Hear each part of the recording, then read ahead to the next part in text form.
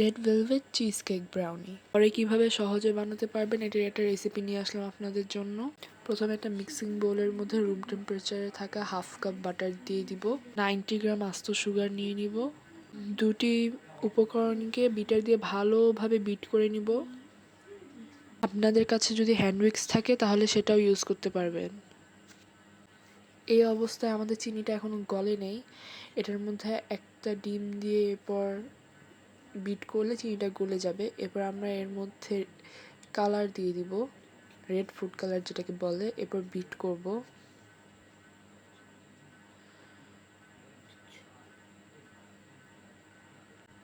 দিয়ে দিব 65 গ্রাম ফ্লাওয়ার, 10 গ্রাম cocoa powder.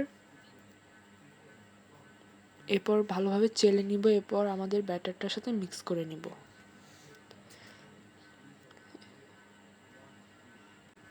এরপর 1/4 চা চামচ বেকিং সোডা দিয়ে দিব, 1 চা চামচ ভিনেগারও দিব। এরপর খুব দ্রুত মিক্স করে ফেলবো।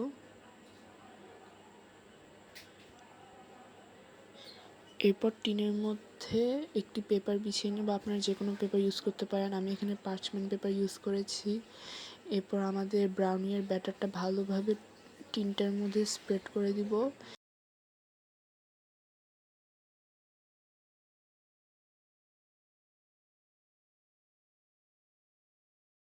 একটি বোলের মধ্যে চিনি নিয়ে নিব, এরপর এর মধ্যে একটি ডিম দিয়ে ভ্যানিলা এসেন্স দিয়ে ভালোভাবে বিট করে নিব।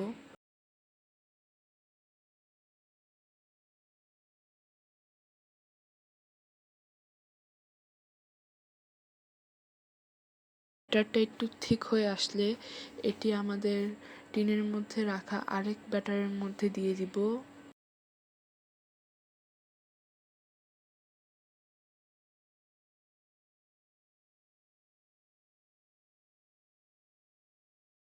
এরপর আমাদের রেড কালার যে ব্যাটারটা আমি অল্প একটু রেখে দিয়েছিলাম ওটা উপর দিয়ে অল্প অল্প করে দিয়ে দিব। এরপর একটি কাঠির সাহায্যে সুন্দরভাবে ডিজাইনটা করে নিব, খুবই সহজ মার্বেল ইফেক্টটা আনা।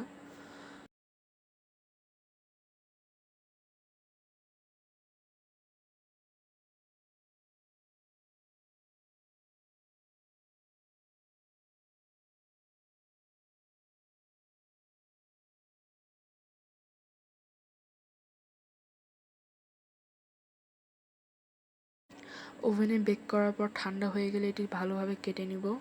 আপনার নিজেদের ইচ্ছা অনুসারে যে কোনোভাবে পিস করতে পারেন এবং বাসাটি বানিয়ে দেখবেন। এনজয়।